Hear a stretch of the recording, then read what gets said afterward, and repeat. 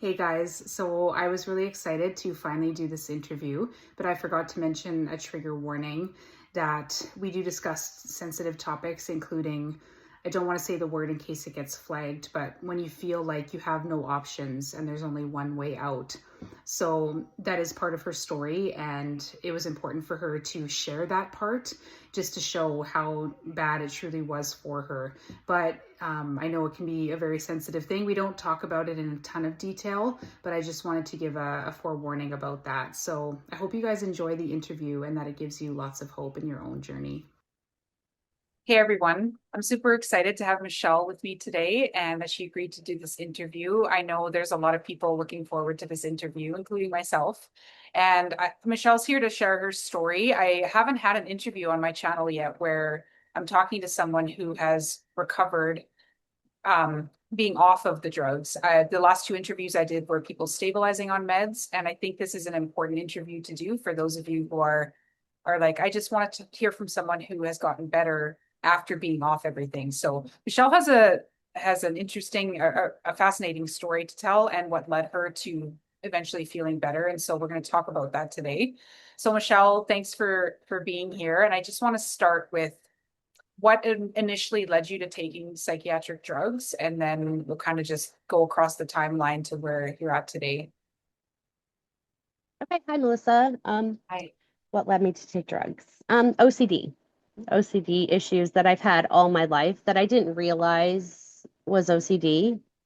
Um, Probably some depression in there because I was always really hard on myself. I never thought I was good enough. I mean, just literally from birth, always Mhm. felt that I wasn't a good person. Um, a perfectionist for sure. But this OCD stuff, I didn't understand at all. I had these horrible thoughts, and I just thought, what kind of human thinks this stuff? And eventually I was diagnosed with pure OCD. So I know what it is now. So I've got that pretty much under control. But yeah, OCD problems. And it would come and go throughout life. It would peak and then it would just go. And I don't know Same. why it did that. Yeah. Stress, maybe. Who knows?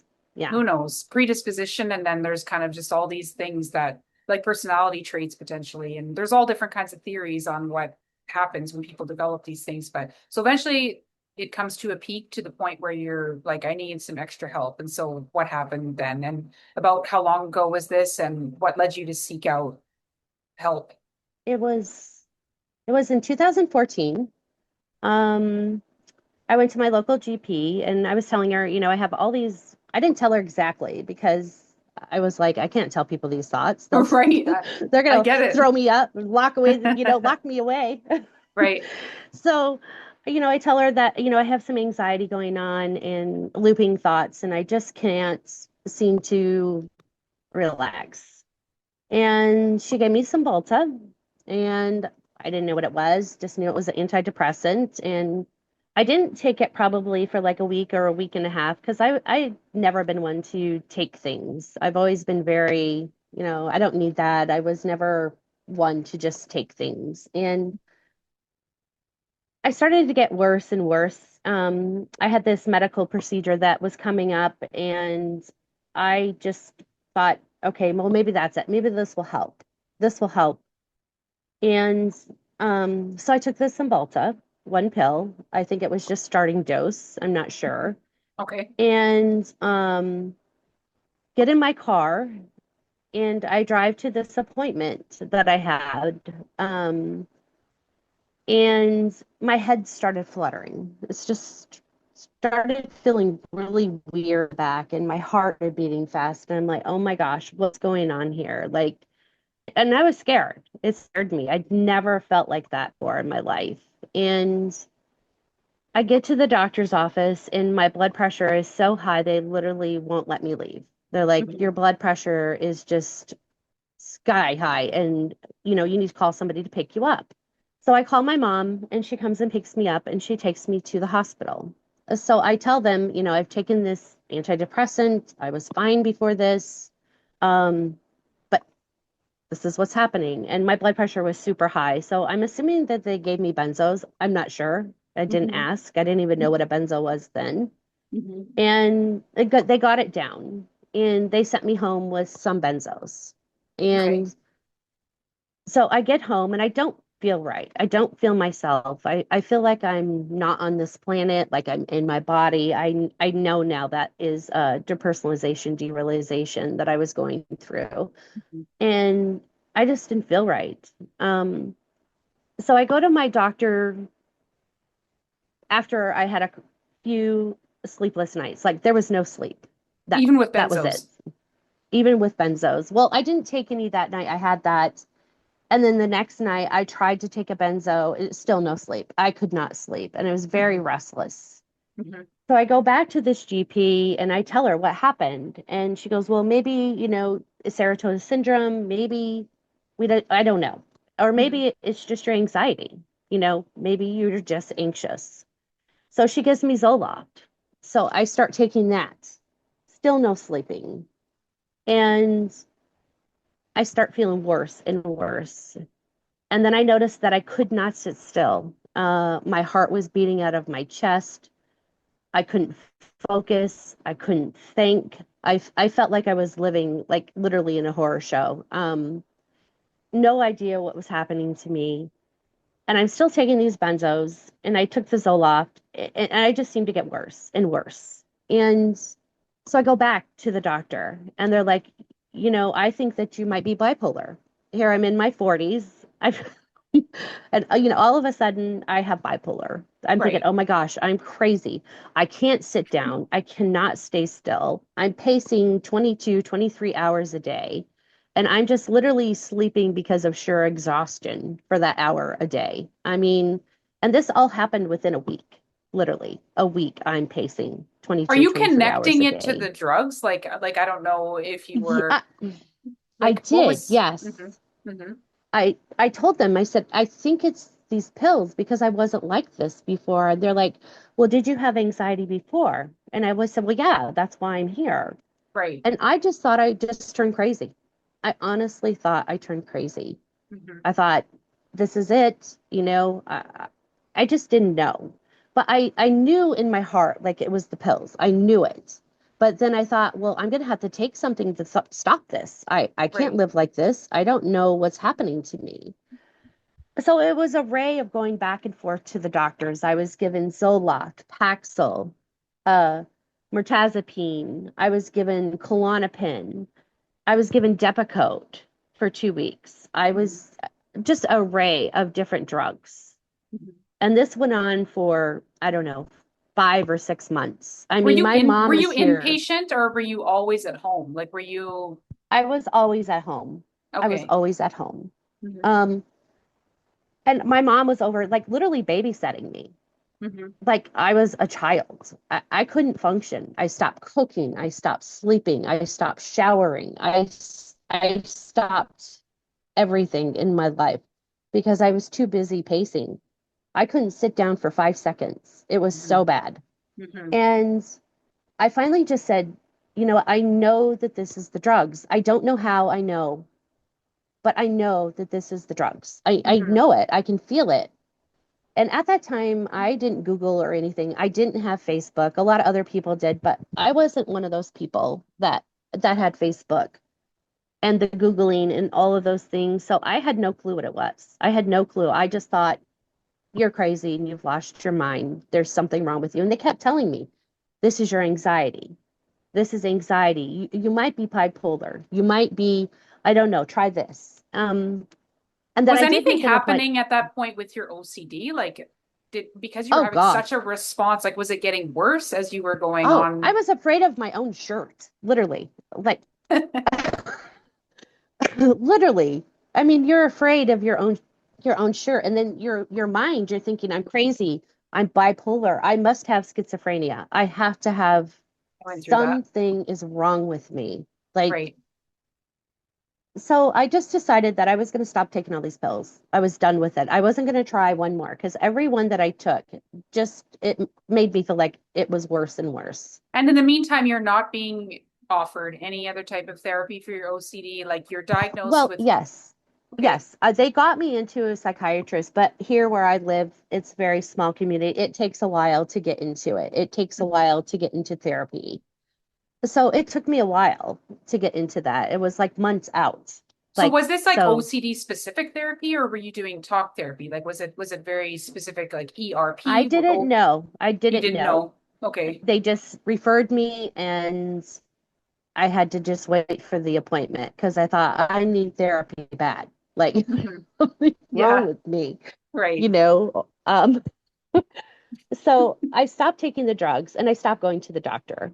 I stopped going to the doctor. And Mhm. I did wait for my psychiatrist appointment to go to the therapist. I did go to that. But oh, meanwhile, they're prescribing me drugs and I'm saying I'm taking them and I'm not. Are you And still pacing at this point? Like, so even though you're oh, yeah, stopping, you're still pacing. So even though you're off, you're still pacing, but you don't know still that this is pacing. like called akathisia or that this is a big problem potentially. You didn't know. Never knew. Didn't Okay. know at all. Okay. Okay. So once I started therapy, I just decided I was going back to work. I'm like, I can't, I might as well go back to work because I had no choice. Financially, I was in a shithole. My husband and my family have completely thought I lost my mind. Um, and at that time, like the anxiety did calm down a bit. I was still pacing, still very, very anxious, but I thought I'm gonna go back to work. And I went back to work. And what type of job did you have? Did you have a job that required sitting? Like what kind, did you have an active No, job? What I kind was of a job? waitress, so I was running around. I could Hmm. walk around and run around as much as I wanted to. Hmm. And I'd been doing it my whole life, so it was like second nature to me. Hmm. And I just went back to work, completely traumatized by the whole thing. And eventually, I just got better and better and better. And I Hmm. don't even know how. Hmm. I just got better. Okay. So a few years later, and I had always wondered about this. I thought something happened to me. And a few years later, I started getting online and I came across a woman named Pam and her husband. It's called Woody's Story. And he had taken Zoloft, and 2 weeks later, he had ended his life. And I watched this interview or whatever, I don't know, article of something, and it had the word akathisia in it. And I thought, what is that? Hmm. So I looked it up and I thought, oh my God, that's what happened to me. I had akathisia. So this is after the That's how I fact though. found So out. you're not in active akathisia anymore, but you're just like in hindsight, what happened? Hmm. Okay. Yeah, it was always in the back of my mind. Like, what happened? I knew it was the pills, but they were You telling me, didn't know what. no, those Right. pills can't do that to you. I mean, um, so um, You're living I life as go normal, but you're online, still somewhat I'm traumatized by this experience. You come across the word very, akathisia for the first time. Okay. very. So I find a new therapist. I find out that I have pure OCD. I mention this akathisia to them, and they don't know what I'm talking about. So I still couldn't find anybody that knew what I was talking about, like even with a therapist or whatever. But I find out I have pure OCD, and I was with the same therapist up until 2022. I got COVID. Mhm. Are you My life was managing your very, OCD like through, so you're not taking mhm. meds for obviously an extended period of time. You're getting the No, therapy and now 11 your years. OCD is okay, so your only OCD is now manageable. Yes, I know what it Okay. is. I know, someone told me, like, you have OCD. This is normal for OCD. You're not crazy. These thoughts Right, are right. They're not what they you, they're are. not part of you. This is what they are, and this is how you kind of deal with them. Which Right. that goes a long way because when you're just trapped in your own mind and you're thinking, what if I act on these? What if, like, where are they coming from? What does it mean? And so you're Hmm. questioning, you're entwined in them and you don't know that they actually are meaningless. And so until you come across that information, it's terrifying. So because I went through that as well. I'm like, did I suddenly develop, am I suddenly a criminal, for thinking these things? Now it's 2022. Do you develop COVID? Okay. I Is this the developed first COVID time and I getting want to, COVID?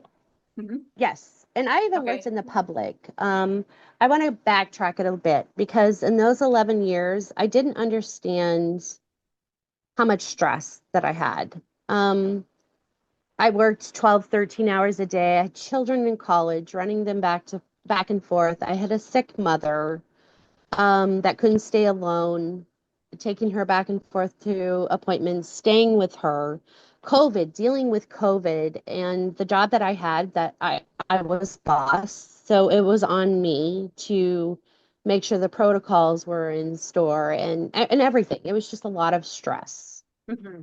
So I catch COVID and it was just a normal sickness, little fever. It wasn't nothing bad. I thought, God, this is nothing. This is nothing.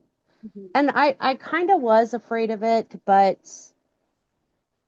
obviously not enough because I wasn't vaccinated. I didn't want the vaccine, so I didn't get vaccinated. And so I catch COVID. And 10 days later, I have an enormous adrenaline dump. Like I'm laying in bed with my husband and I had some anxiety before that, like in the 10 days, some anxiety. And Hmm. I thought, well, you know, if you're sick, you're down and out, probably being scared of COVID, whatever. I have some anxiety.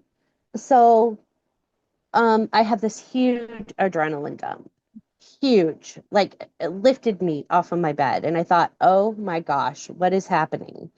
And it reminded me so much of 11 years ago because I never got over that. Like I talked to my therapist about it a million times. I never got over it because I think I was fishing. I wanted one person that was a physician or a therapist to tell me, yeah, that was real, even though I knew it was Right. from being online and learning about it because I did learn about it. Hmm. And so I have this adrenaline dump and I think, oh my God. And then the depersonalization, the derealization, it starts. It's almost like, living in a bad dream that happened Hmm. to me before. Right. And I At this stopped point, sleeping. are you aware of like COVID creating neurological symptoms? Are you aware of long No, COVID? Are you okay, not aware of it? You're just no. having this Mm-mm. like response because you were traumatized by your first experience, and this is kind of like, Right. is this what's happening again? Even though you weren't taking meds at this time. No, hadn't taken a med in years. Hadn't taken Okay, okay, anything because I didn't like to take it. And then after learning I had akathisia, I thought, well, I'm not taking this. I'm not taking anything anymore. I'm right. scared. Hmm. And I just continually got worse and worse. And then I started hitting the long COVID groups. I Hmm. started hitting those groups. I even started hitting the drug groups because I thought, oh my God, it's the same thing that happened to me 11 years ago. Is this happening again, even though I hadn't taken anything? I didn't understand. Hmm. And I hit these groups. And then that was just, yes, you have brain damage, you're neurologically affected. And I started getting neurological things. Half of my body was numb. I had muscle twitchings everywhere, jerks. And this was all, within 3 or 4 weeks. Just Hmm.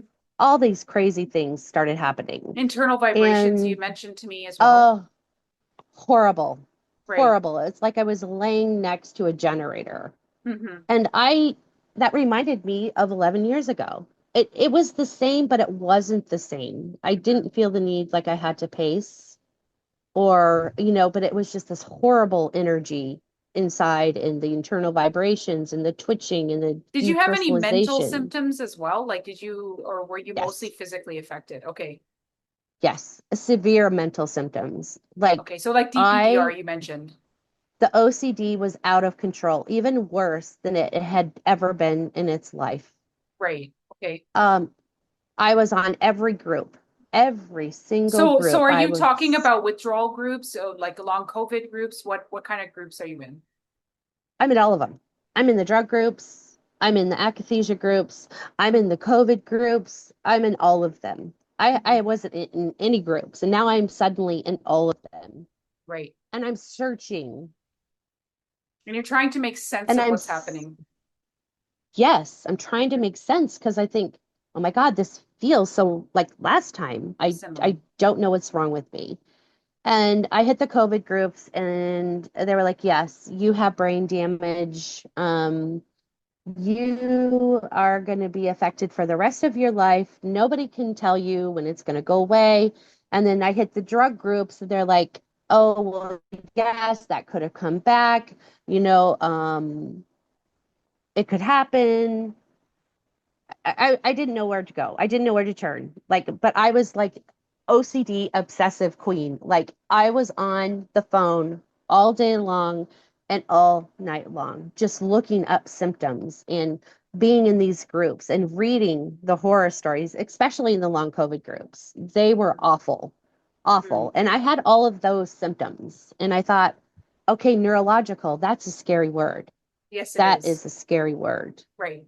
So So I look up neurological and yeah, not a good idea. did you So seek medical help at this point, or are you just like, I'm yes, done? Okay. And what happened with that? I was at the emergency room probably every week. I mean, I would stand up and my heart rate would go up to 200. My legs were purple, my feet were purple. I had muscle twitching fasciculations all over my body. Um, I all my veins were sticking out of my body. I mean, just things that you notice that aren't right. I mean, Right. weird things at your body. You just can't believe that it's happening. You're just like, Right. what is going on? So you think you have ALS or Parkinson's or MS or so yeah, I'm going to the emergency room and they're like, there's nothing wrong with you. So are There's you getting nothing lots of wrong with tests you. done? Are you No, not um at that time.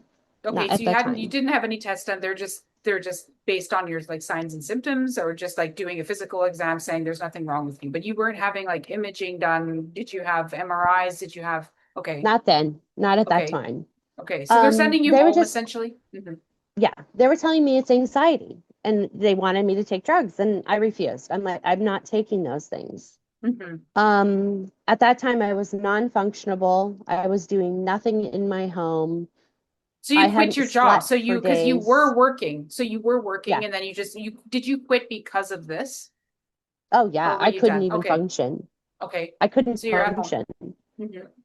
I'm at home. And I'm thinking about it and I think, okay, both groups are telling me that I have brain damage, literally.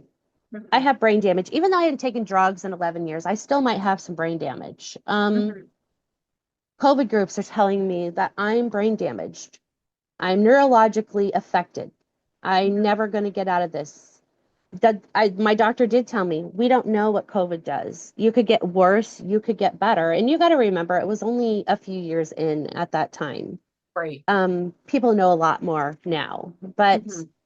um, I was just suffering so bad. And I thought, I can't do this anymore. I And that was when I cannot met you. do That was this. around the time that I met you, or shortly after this is when you first reached out to me. Okay, so you're like, I can't do this anymore. So you're in this terrifying state, neurologically, mentally, physically. You don't know what's happening. You've got trauma from the original drug stuff. Now Mhm. you have COVID, and nobody's telling. Well, they're telling you, this is what's happened. You had COVID, and maybe you have long COVID, or I don't know if you got that diagnosis, but they're saying you have brain damage.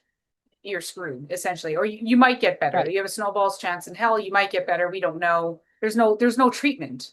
So you're kind of left hanging with that information and you're terrified. So you're seeking out Oh, answers and then you're getting more terrified because it's pretty dismal in a lot of those groups. hmm And I mean, people are struggling and so they're looking for help. But then, like I say in so many of my videos, you get the information, which is great. You can make sense of, like you came to understand akathisia, but then it quickly becomes a cesspool of yeah. horror stories, rabbit holes, Yeah. and you nearly drive yourself Groups are insane. not bad. Groups are not bad. I'm not saying that they Right. are, No, no, but right. yeah. But get in, get your information, and get out Right. because it can be a very terrifying place to be. I mean, it just is. So It's not the healthy. intentions are good. The intentions are good of those groups, but Yeah. it's just what ends up happening. And I see this every single day when I talk to people. Okay, so you decide I hmm can't do this anymore. Okay, so then what happens? I can't do this anymore. My family is, for the last time, it took me a good while to get better last time, a Hmm. few years to start feeling normal. Like Hmm. I was functioning, but I wasn't myself. It took Hmm. me a long time to get over it.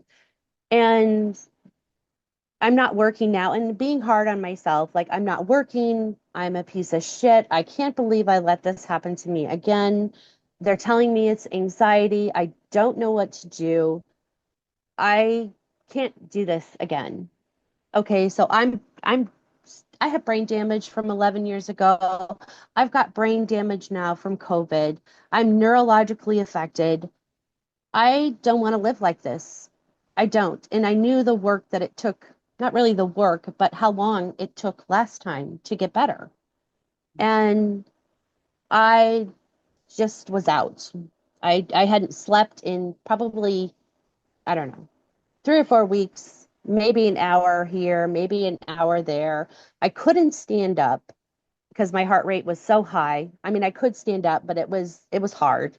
Um, just not functioning. Brain fog so severe that I would walk into a room.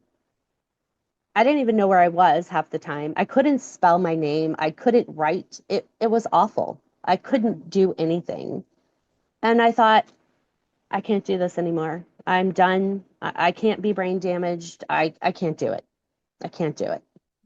So I attempted my life pretty significantly and severely. Um, Obviously, it didn't work because I'm still here. Um, and I'm not going to go into too many details about that, but Right. I did attempt my life and I was helicoptered to another state because it was pretty severe and I shouldn't be here. In fact, I had passed a few times and they brought me back. My Wow. family was talked to about what they should do with me and seeing it was an attempt on my life that, in certain states they have to do everything they can to save you. So that's what they did. Um, Woke up on life support there. And this is kind of hazy because I don't remember a lot of it, and my family doesn't like to talk about it. Um, so I think it was, I don't know, a few days later, I woke up on life support Wow. and I thought, oh my God, I am still here. I still have the horrible internal vibrations. I still have everything that I had before, and it's worse. It's worse. Wow. And um, so I stay in that hospital in the medical part for probably another week, and then they put me into the mental hospital, obviously. Mhm. And at that point, I didn't give a shit what they did to me. I didn't care. I'm like, you do whatever you want to me. I don't care. They even mentioned like ECT, and I'm like, I don't care. You do whatever you want to me because I'm done. I don't want to live like this. And they decided that they didn't want any to do anything because like I told you before, I'd had that same therapist for 6 years. And they called her and they're like, what's happening? And she was like, she was not like this before. I don't know what happened. She got COVID and now she's like this. You know, so they did believe me. They're like, they diagnosed me with long COVID. They told me I had neuroinflammation. They Okay. put me on Prozac, and I just obviously had no choice to take it. And I didn't really care at that point in time. Did not care. And I was put on Klonopin at the same Okay. time. Okay. So I get out of the How hospital. how I'm did you complete. respond? How did you respond to those drugs? Because the first time around, after the first pill, you had a response. Was it the same this time? You know, honestly, I think that the Klonopin calmed me down enough to. Um, I was Tolerate. still a mess, but I could kind of fake my way because I'd Mhm. planned on going home and just trying to Right. get out again. Like Right. um, but it wasn't like the first time. That comes later, like trying to get off. Um, it wasn't like the first time, but I think that I was just so debilitated from the symptoms that I had before. I don't think anything would have given me any different, feeling because I was just at the end of my rope and Right. didn't care. Right. Um, so I come home. I have a nice infection in my body because they had to give me cardiovascular surgery Wow. because of my attempts. I have an infection in my body. I have nurses coming to my house because I refuse to take care of myself. And when I stand up, I shake so bad that I can't even literally stand up. My heart rate's 1,000. And I'm like, and I didn't care. So they had Mhm. to come in, they had to take care of the wound and all of those things. I ended up having to go to my doctor and they sent me to a neurologist. The neurologist, you know, I've got all these things going on with the COVID. So they do then when I start getting testing, MRIs, the scans, the blood work, all of it. And they can't find anything wrong with me. Nothing is wrong with me. Meanwhile, still taking the Prozac and the Klonopin. I'm on a milligram of Klonopin. I had to go to physical therapy to learn how to even do basic things like walking. I almost like I forgot how to do everything. I don't know if that was a drug effect or not because I had some of that before I took the drugs, but it got worse after I started taking the drugs. Right. So I don't know if that was a stress response or the drugs. I have no clue.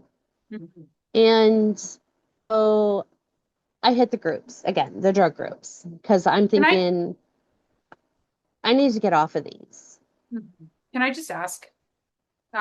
So you had a long Yeah. COVID diagnosis. The neurologist finds nothing in your scans and Mhm. your objective tests. Did you ever get a POTS diagnosis because you had the pooling, you had the tachycardia? Was that part of your diagnosis, or was it just under the sort of Not yet. dysautonomia? Okay, okay.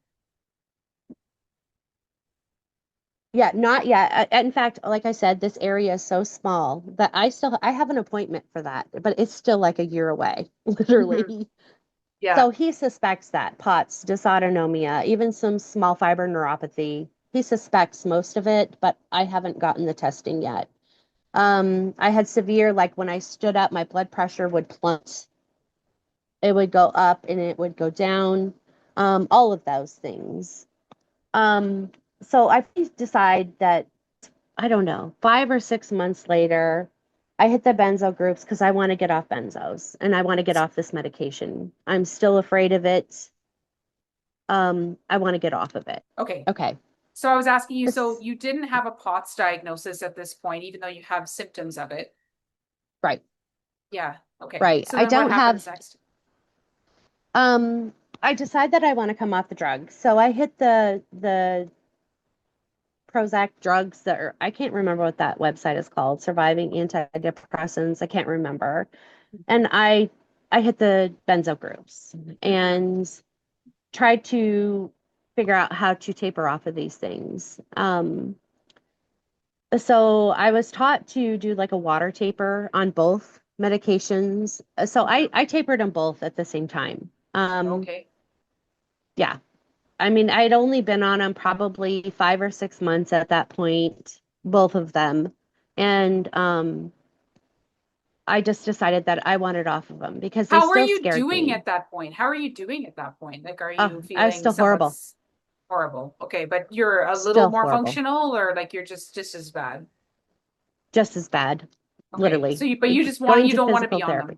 them. Hmm. I don't want to be on them because I'm afraid, right? Because I'm in the Right. groups and I'm afraid. I'm afraid Hmm. to be on them. I'm afraid. And I've always been afraid. Ever since I found out that I had akathisia, I had always been afraid. Like, I Right. don't want to be Rightfully on these so. things. Hmm. So I start taping off both of them. Um, and that process was already a dysregulated nervous system, and you have to taper off benzodiazepines. I thought, Right. you know, and nobody believes you how horrible it is. You can go to the doctor and they expect you to go to therapy and all of this stuff and you don't even you just can't imagine how bad you Right. feel. Yeah. I know. So Okay. I hit the groups and completely reading things every Every single day, all day. day, because you're home. Like, are you leaving your house? Home. Are you Nope, function? I'm Like, not leaving my home. what are you I'm doing all laying day? I'm Mhm. laying in the bed and I'm Googling and I'm on groups. I'm going to the search bar and typing up every symptom that I have and going through each page. Like, oh, that one had that symptom. Sometimes I would even go to their page. I'm Mhm. like, oh, well, they have a good picture. They must be getting better. I would Mhm. totally obsessive. Like I couldn't stop. I did it day in and day out, day in Right. and day out, Right. heavily involved in the groups. And you were I an was even admin at one moderator, point. Yeah. not an Okay. admin, just a A moderator on moderator. one group, on one Benzo group. And they're all lovely people. Like I said, I don't want to bash the groups, but they're dangerous. They can be Mhm. dangerous because people are giving advice on their own experiences that have no fact, that Right. have no fact. Mhm. And so I'm tapering off these benzos. I'm doing the water taper. I'm removing, every day I'm removing it. And the Prozac, I'm doing the same thing every Okay. day. I'm taking a Mhm. little bit out every single day. And I thought, okay, I start looking for other things and I go to YouTube and I punch in internal vibrations Mhm. because I still have these vibrations. Like I couldn't stand them. So were you I at this mean, point still searching for like what does this mean and how like does this actually go away or were you actually searching for because at this point what are you thinking? So you're going to taper off and then what? You're just maybe going to heal, probably going to be I damaged didn't know. forever. You didn't know. I Okay, so you're didn't just know. searching the symptom at this point still in the YouTube. Yes. Okay. Okay. I didn't know. The OCD just took over and that's what I did. I just Hmm. searched. Hmm. And so I go to YouTube and I punch up internal vibrations and CFS recovery comes up with Miguel and he has internal vibrations. And I'm like, I know who he wait a is. minute, what is this? What is this CFS thing? And The chronic I fatigue look at syndrome. it, Hmm. chronic fatigue syndrome. So I look it up and I start involving myself in all of the videos that he's made. All of the same symptoms I have, all of the same symptoms that people in the benzo groups have, all of the same symptoms that people have in antidepressant groups have, uh, you know, um, other And the things that COVID I've groups. diagnosed, and the COVID groups, and the B12 groups, and the B6 toxicity groups, and you name it. We all have the same things. Right. We all have the same things. I looked at all of them, You've convinced I been had you ALS, and how we Parkinson's. reconnected was because I had coached you a couple times back when I had very different my approach was very different. And then we didn't Hmm. talk for it was at least 6 months. And then for some reason, like you popped up into my mind because I'd only talked to you maybe 2 or 3 times. So I reached out to Right. you on email and I said, "Hey, how are you doing?" And then I was surprised by your answer because you were in a bad way when I met you. And then you were saying that you had come so far. And then I was really interested in what you had to say. And that's how we reconnected. And then Hmm. this is when you were really kind of at the beginning or maybe in the middle of being in the CFS stuff. So this is where kind of I came Right. back into the story because you were telling me about CFS recovery and Miguel, and I was aware of chronic, but I wasn't.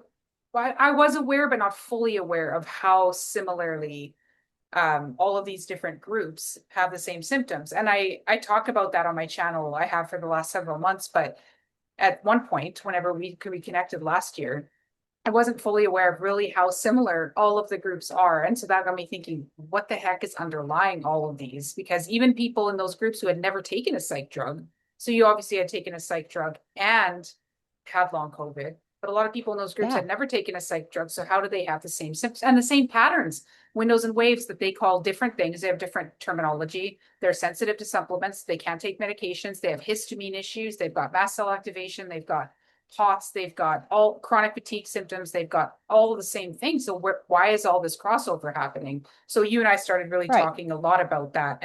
But you were very involved in the groups and I was just kind of skimming them as I was getting more Right. interested in all of this. So okay, so you're Because I coming thought, across Miguel's. Mhm. yeah.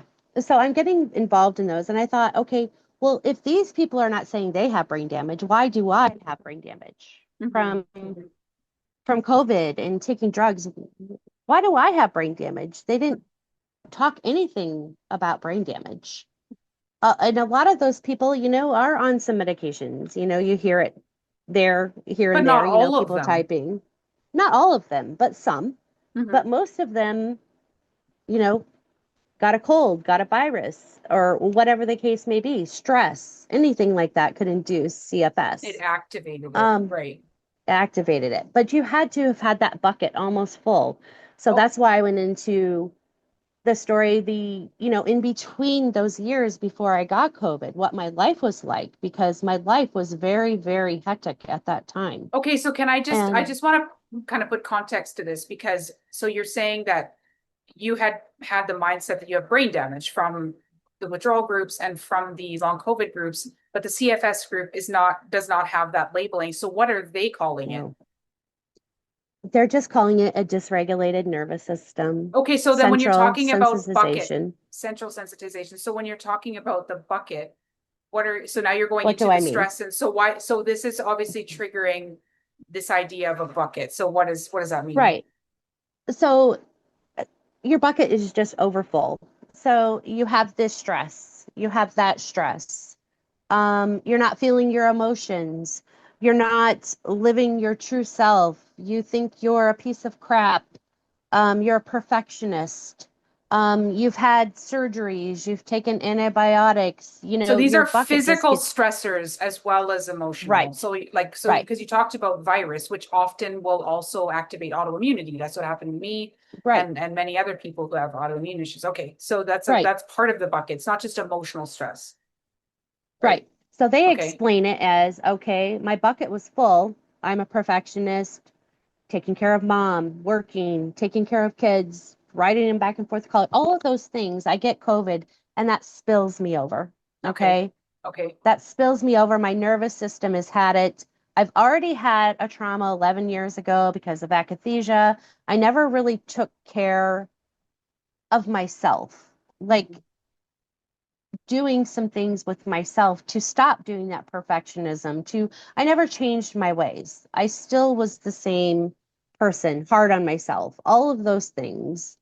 And that's how they explained it. They don't say anything about brain damage or anything like that.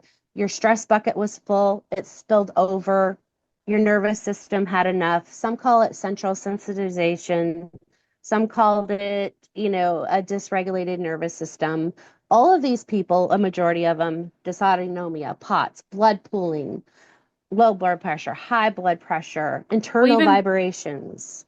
even the chronic Lyme community is very similar. I Yes. want to comment because this is something that is very interesting to me. When I deep dived into tinnitus, when I got COVID, I had a reigniting of my tinnitus.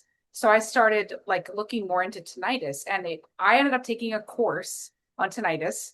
And I've shared this with a lot of people I talked to, and it was very interesting because according to him, because he questioned the same thing, but just about tinnitus. So you're saying, chronic Lyme and long COVID and CFS and all these things and withdrawal have the same symptom.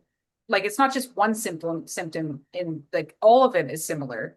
And in the tinnitus Yes. course, he says his initial question that he was challenging, I guess, the narrative of the medical system, which talks about like the broken stereocilia and the cells, all these different things that are happening in the ears. And he says, then why does some people get tinnitus from pregnancy? Why does some get it from stress? Why does some get it from benzos? Why does some get it from a noisy concert? How can all these seemingly unrelated things create ringing in the ears? So what's actually underlying it? So he looked to try to figure out what underlies tinnitus and why all these random things seem to be causing the same thing. And he said it has nothing to do with the ear, like the hairs in the ears. He goes into this whole thing, and it was very interesting to me because he calls his theory a domino theory. So what tips you into tinnitus, it actually is not the cause. There was all these things building up. So in his Yes. theory, it's mitochondrial dysfunction, which is tied into the nervous system, and the last Hmm. event is what spills you into tinnitus. So it's not the cause in Right. itself; it's the final straw. So you're basically saying the same thing. So all these groups. So what's underlying it all is nervous system dysfunction or dysregulation, CSS, whatever. It's Right. building up over time, and then the final event spills it over, which is Spills me interesting over. because not even counting in long COVID and chronic Lyme, even the drugs, just the drugs in the same person, how can one time, like for me, it's interesting. And like the first time I took them, best thing since sliced bread. I was like, this is the Right. best. Like, I can't believe I didn't take these drugs earlier.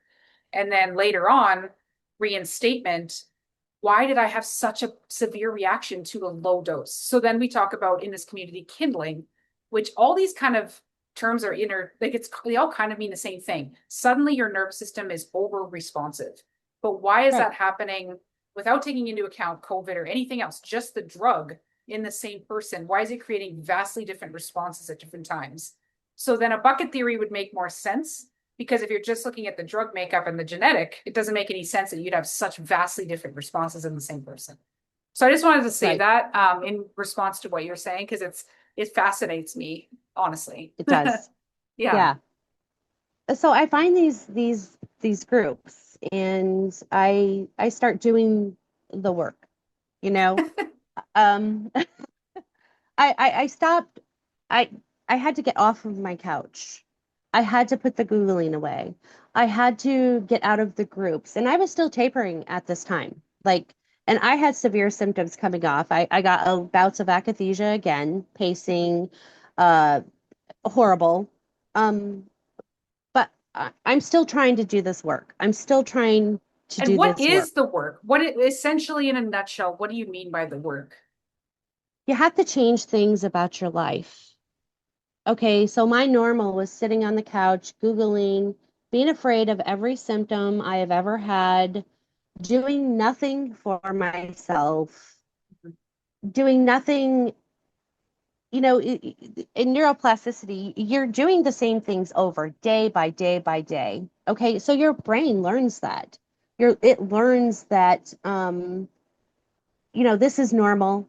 She's afraid of everything, so once you start doing things, you have to force yourself. You have to force yourself to get up, and you have to force yourself to do things. You have to make a schedule. You have to just start trying to live life the best that you can. Okay, so I want to just confirm, like, so you're not denying that withdrawal is a thing, like, or that you can have Oh, no, a withdrawal. Okay, so we're not saying that, right? We're saying that no, absolutely not. as you adapt to this terrifying situation, like further things can be going, like neural circuitry is changing in response to how you're adapting to essentially being in a survival Right. state. Okay, so that's For where you're so coming long. from, and And reading those, yeah, and then reading those things, scaring yourself, you're adding more chemicals, more cortisol. Every time you read something, every time you Google, every time you do something like that, you're giving your brain a message that, okay, wait, there's something wrong. I And see. withdrawal is absolutely 100% real. I have been harmed by drugs. I know how real it is. It is real. But if you continue to do the same things day by day by day, and I did. I didn't do anything. I was afraid of everything. I went on fad diets. I was afraid to eat certain things. I was afraid of everything. I was Well, you afraid of weren't really everything. eating. You weren't really eating No, no, because not at all. I you went had in, lost a vast amount of weight because you had reduced your food list to quite small, from what I remember. right, because I was Yeah. afraid to eat anything. I was afraid. I'd read all this stuff and just reading things. But then I also wondered, okay, well, these people in the CFS recoveries, they have food sensitivities too. Right. Like, so I don't know. It's just too many similar things. And by the way, these other groups do believe that withdrawal is real. They don't discount that. They do say it's absolutely real. They tell you to go, they're not doctors, obviously, but they do tell you to, go to your doctor, taper. Withdrawal is real, but it's not the same as the information you would get on groups and all the horror stories and the scary stuff. Do you know what I mean? It's not the Mhm. same. So you start doing the work, and I did do a couple of programs. I did Mindful Gardener and I did an anxiety program. And you And did I started doing DNRS. these at DNRS. I did DNRS. I kind of obsessively got I into all remember. these.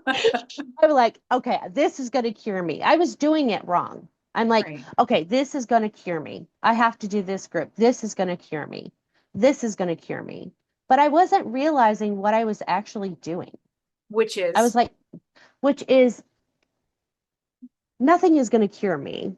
I have to cure myself. hmm, I can do all of these programs all day long, but if I am still Googling and I'm still afraid of everything, none of those things are going to help me.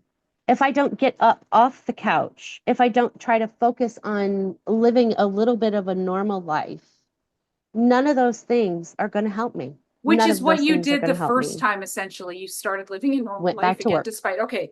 I have several Yeah. questions I know people are want to ask. So did you Yep. get a formal POTS diagnosis at any point? Because you had the pooling and you had the tachycardia, or was that just like under the umbrella of long I COVID? I I do have a formal diagnosis. I just actually they did like a poor man's tilt table test on me. So Yeah, yes, I okay, do okay. technically have one. Okay, so then and you had explained to me at one point that the DNRS really helped you. Essentially, you don't have POTS symptoms anymore. No, nope, those all went away. Just doing visuals. Um, Well, DNRS is very dynamic, so mhm. it's dynamic movement.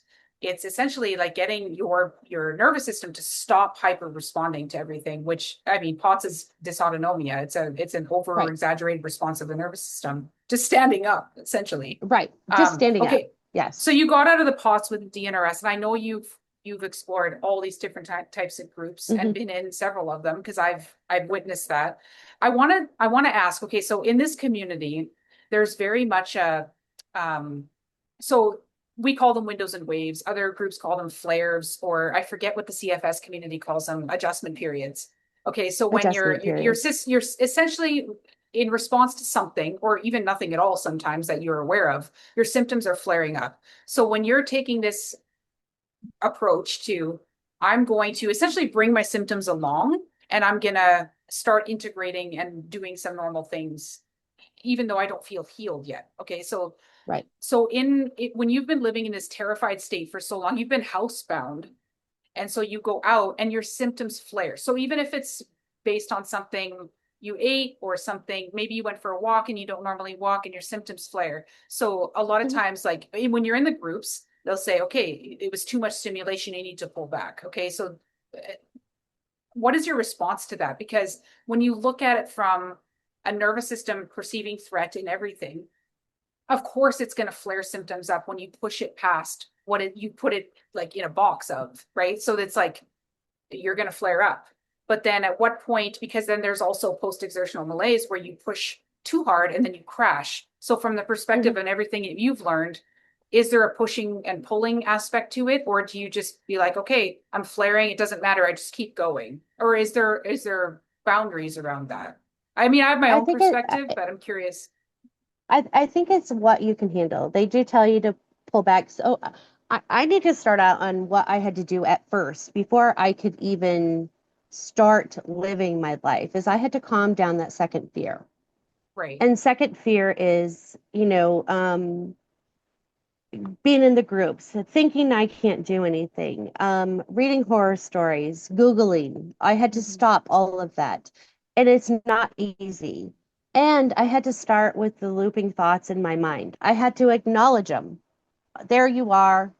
Okay, I have this, I have that. My symptoms are scaring me. Oh my God, my leg just twitched. It's all of those things that you're afraid of constantly. Oh Right. my gosh, if I walk, I'm going to get sick. I can't do this. It's all of those things. So initially, I had to stop doing that. And it's not easy to do. You have to interrupt yourself 1,000 times a day. Wait a Which is minute. what Oh, DNRS does, because they refer right. to them as I rounds. eventually, yeah. And I did do that, but I didn't do all the round stuff because I couldn't remember it. Like I just did the It's a lot. visuals, you know? Yeah, it's a lot. And allowing. You have to allow. You cannot, these things do not take away your symptoms, not right away. It takes a long time. Everything is a These things, process, right? Because nothing is like, okay, yes, I just do this, I get out of the groups and I'm healed. Like it doesn't work that way. It's a lot more complex than right, that. So you're just talking about dialing down second fear initially before even integrating right. and doing normal things. So right. So you're taking off that second fear, which stops pouring. So you have your initial symptoms, right? But Right. then if you Google or if you're It's adding afraid of a gasoline. symptom, Right. you're adding gasoline, you're adding more chemicals, more adrenaline, more. So you're not giving those initial symptoms time to heal because you just keep adding fire to it. You just keep adding gasoline to that initial fire. Right. So every second of the day, I had to stop myself, Literally all acknowledge day, that every thought. day. I remember you saying, like, Yes, literally constantly. constantly. I had to stop myself. Okay, I'm getting up, I'm doing dishes, and I'm just shaking like a leaf. My legs, I can't even feel half of them half the time. But I'm like, nope, stop. I'm having this, I'm having that, I'm having this internal vibration. So you're It naming is what it. it is. You're I'm naming naming it. I'm it. not ignoring it. And that's Right. important too. You can't ignore it. You have to acknowledge it. And this is neuroplasticity. You're training yourself. And there's lots of other things that I did. But this I think was the most important. I had to get out of that looping stuff constantly because when you're going through this, the thoughts, you're just constantly Nobody looping, knows that better than constantly. me. Right. That's all I did was And that's for yeah, years. and it's a full-time job. You have to acknowledge it every single time. Okay, oh my God, my finger twitched. Oh my God, that used to scare me. Don't know why. It did. Um, my heart's beating out of my chest. Oh my gosh, my legs are purple. Okay, yes, my legs are purple. This is the nervous system. This is just anxiety. This is hyperarousal. Go back to what I was doing. I An see. So you're anxiety group taught me redirecting. You're this. kind of doing like a dare response. Like so Right. you are naming, you're acknowledging, you're taking It's away Claire the Weeks, basically. it's It's Claire Weeks. they're all and you could even put this back to the law of attraction. It's all the same thing, which is what Hmm. essentially I practiced over and over without even calling it neural retraining or neural plasticity. All these Hmm. things have an incredible amount of overlap. It's kind of all the same thing in different packages. It's the same premise, really. Hmm. I I did a want to, lot okay, of so, lowering my shoulders. I did a lot of, smile. I would smile, lower my shoulders. I'm safe. And I had to do this 1,000 times a day, 1,000, if not more, literally. I want to talk about the second part of integration because as someone with OCD of 40 years, Yeah. when you don't do like the returning back to the activity or then going out and doing something else, so the pivot part is really important. Even the brain lock book, the famous OCD book, says this because if you are doing what you're doing from the point of I can't do anything until I get a hold on this, and you're just doing like this all the time without eventually going and integrating and doing something else, it can become a compulsion. So I want to comment on Yes. this because I've talked to OCDers, and I know what I mean. It's been with me my whole life, and so when you're doing something to stop a loop or response, if you're just doing it's like what tapping serves. Like when you're doing the compulsion of tapping or washing your hands, you're trying to like get the anxiety down, but it's not the same as you're acknowledging it and then you're trying to shift back. Like you're acknowledging it for what it is, you're labeling it, and you're creating a separation. So this isn't oh my god, like you're not staying in that You're hyper not aroused trying to state. stop it, though. You're not trying to stop it. Well, so You're that's why trying to do I want to go things. into Yeah. details of this because if you're just stop, like that can become a compulsion, which when you have OCD is actually strengthening the fear. So Right. I but so wasn't doing that. you're accepting and allowing and naming, which is very You're different, and then allowing. shifting. So that is actually that make that those two differentiations actually mean a lot when you're talking Hmm. about yeah. Okay, so I just wanted to clarify that. Yeah, Yeah, no, it's not the same. Like stop, stop, stop, and ignoring and stuffing it in, and right, I'm not acknowledging this. No, I was acknowledging it. Okay, right. this is happening. This is real, but I am not dying. This is my nervous system. Anxiety center has every single symptom that anybody could possibly have for a hyperarousal state. That was like my go-to page as well. Like they had every symptom lined up, and they have like a lot of nice information on there. And I'm like, no, this is my nervous system. I don't have some, horrible disease. And I eat that muffin. It doesn't mean that I, have histamine issues and I'm mast cell. No, it doesn't mean that. It means my nervous system is still jacked up. And when your nervous system is jacked up, it doesn't pay attention to digestion. It doesn't pay attention to the things that you don't control, like your automatic systems.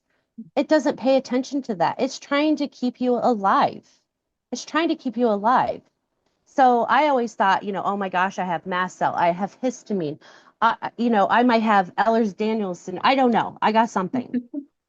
I don't have those things. They're all normal responses to a hyperarousal state. Your nervous system is on fire, and those are the symptoms that you're going to get. And I that's what I have told myself.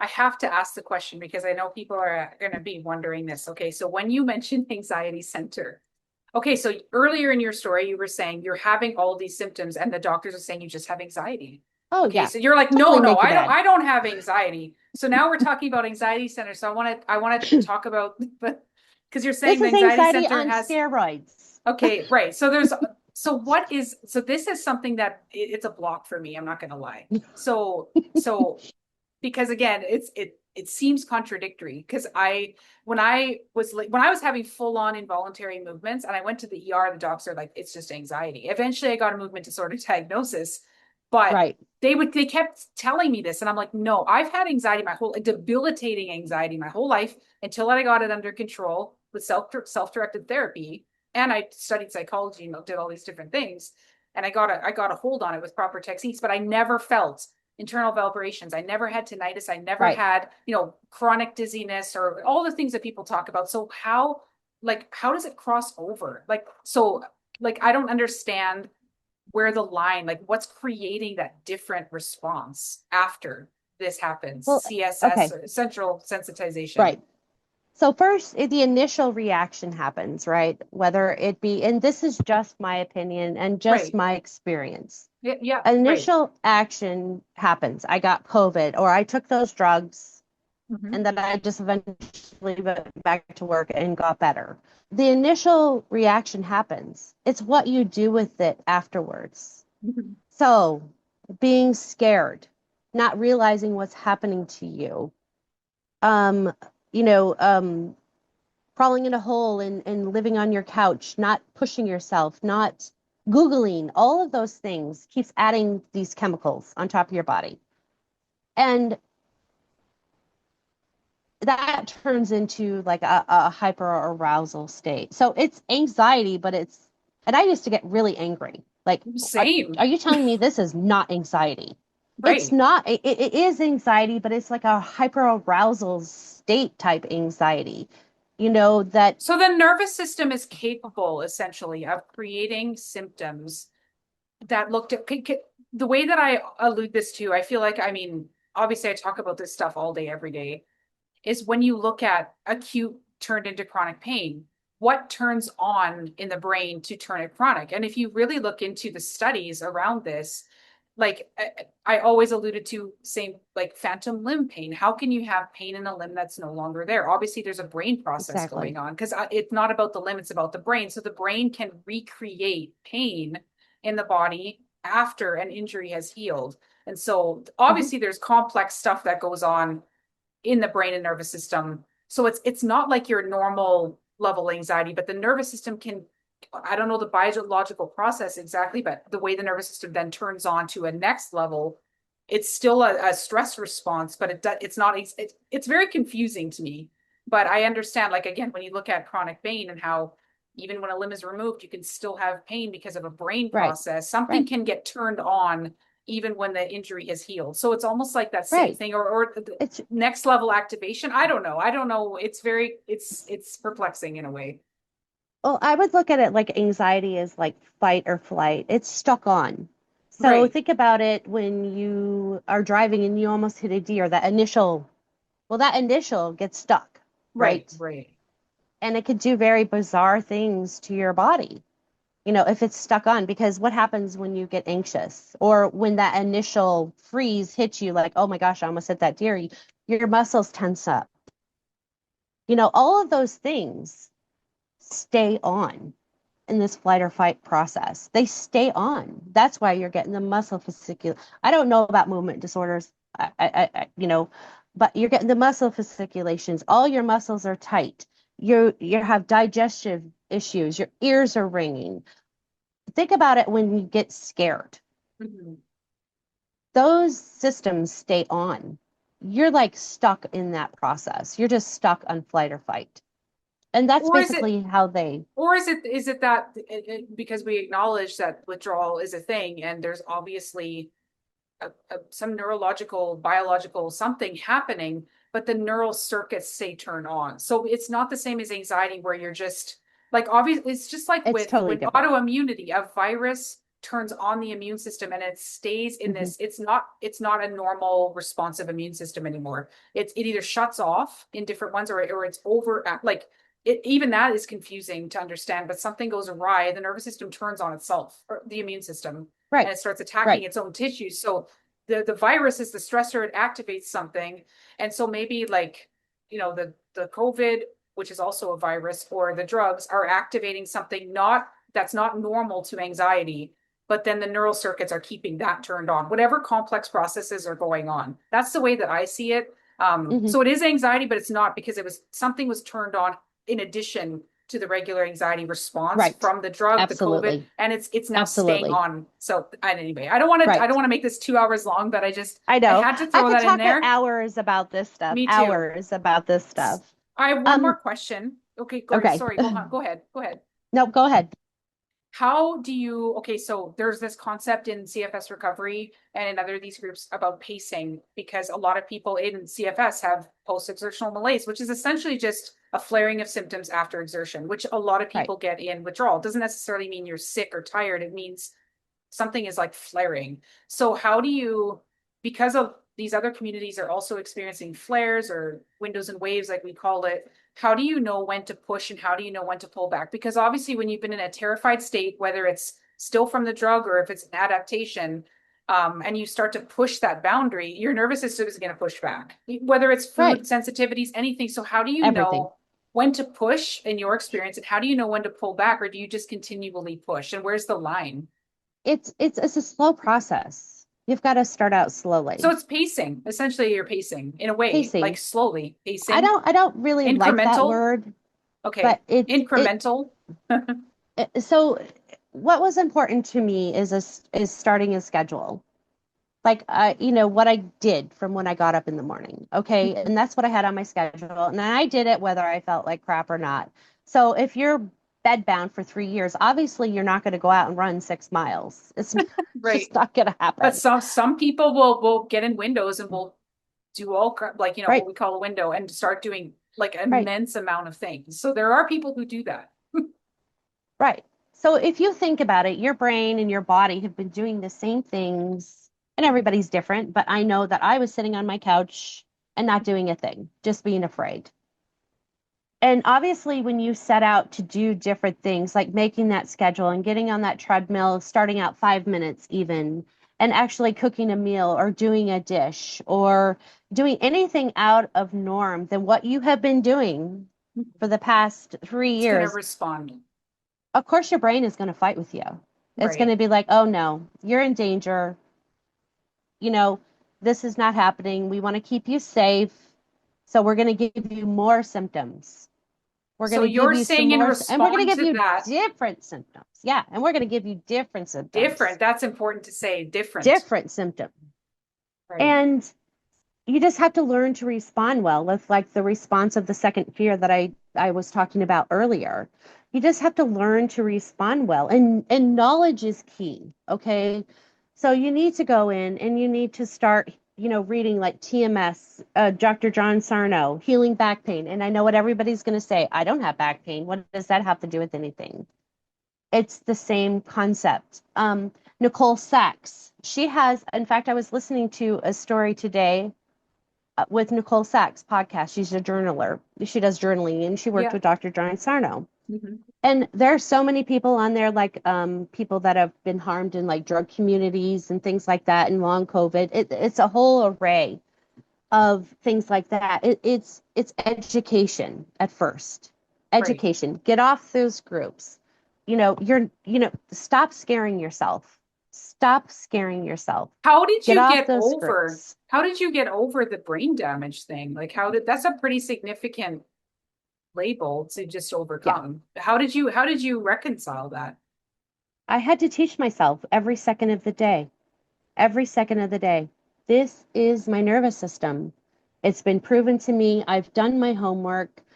I've seen too many people the same situation as I have been in other areas of all different kinds of illnesses, all different kinds of reasons why they were injured. This is my brain. I do not have brain damage. And I would have to reassure myself and acknowledge it. Okay, you know, I have some brain things going on. This is what is happening. But this is my nervous system. This is all that this is. And it took me over a year. Like I still think it sometimes. I'm not perfect yet. Yeah, well, of And I course. still have things to work on. But that's what I had to do. And then I had to start living life. I started painting milk cans. I'm from a old fashioned, the farm milk cans. I was painting flowers on milk cans. I don't paint, but I was doing things to get back into life. Mhm. And even if I had symptoms, I might pull back a little bit. It's whether you could handle them or not.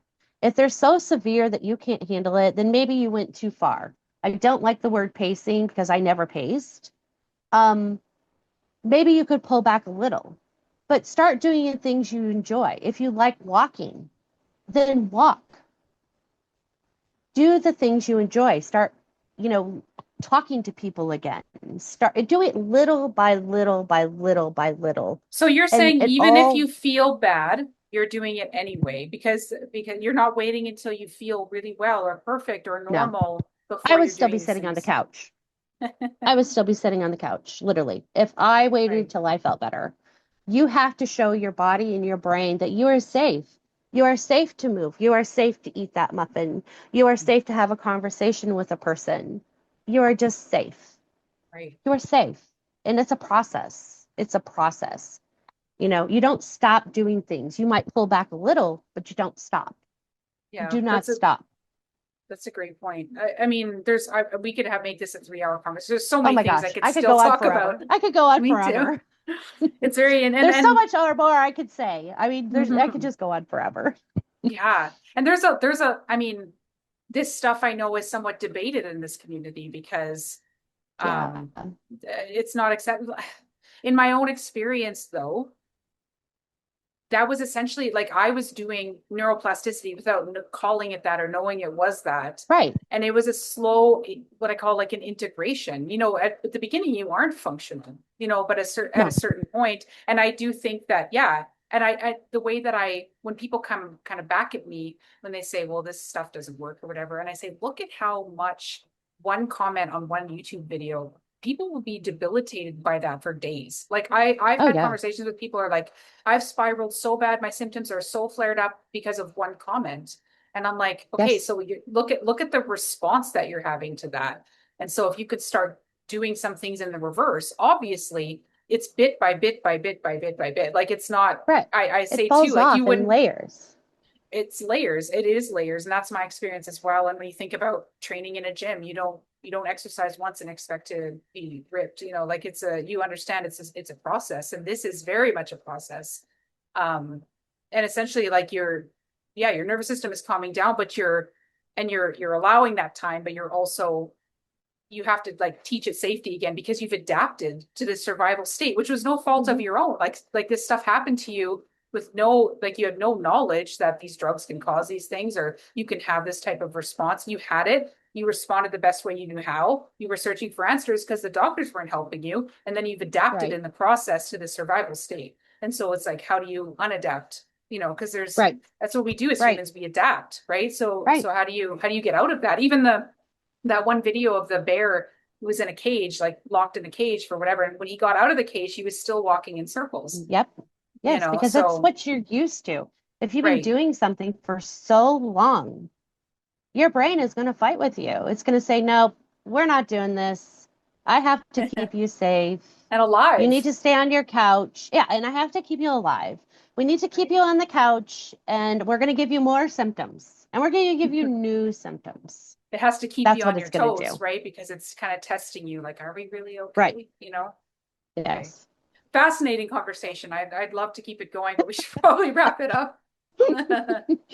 It was so great to see you, and I'm so grateful. Thank you for coming Yes. on and sharing your story. And you've come such a long way, like from when I met you, such an incredibly long way. I mean, all the things that you've been doing lately. I mean, camping, and you go out and you're always like, oh, I can't respond. You know, I'm out. I'm doing things like you're out all the time. And when I met you, you were like on a rocking chair, or you were walking around your house when I Yeah, would and talk to had you. showered probably for 5 or 6 days, Yeah, literally.